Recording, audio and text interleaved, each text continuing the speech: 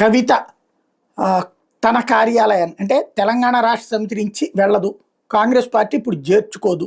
ఎందుకంటే అక్కడ ఇప్పటికే 4 కుంపట్లు ఉన్నాయి. ఓ పక్కన రేవంత్ రెడ్డి కుంపట ఉంది, ఇంకో పక్కన మహేష్ కుమార్ గౌడ్ కుంపట ఉంది, కోమటిరెడ్డి కుంపట ఉంది, ఉత్తమ్ కుమార్ రెడ్డి కుంపట ఉంది, మీనాక్షి ఇప్పుడు మళ్ళీ ఇంకొక ఆవిడ వచ్చేసింది. అక్కడే ఆధిపత్య పోరు నడుస్తుంటే ఈవిని చేర్చుకుని మరొక కాన్సెప్ట్ నడుపుకునే ఉద్దేశం రేవంత్కి లేదు, రానియడు. కాబట్టి కాంగ్రెస్ అధిష్టానం కూడా ఆమెని దగ్గరికి రానిచ్చే పరిస్థితి లేదు. నెంబర్ 1.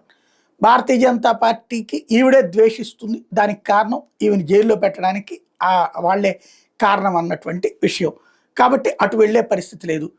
తెలంగాణ రాష్ట్ర సమితిలో కీలక పదవి ఇస్తారు అంటే అట్లాగా 2 కుంపట్లు పెట్టడానికి కేసీఆర్ సిద్ధంగా లేడు.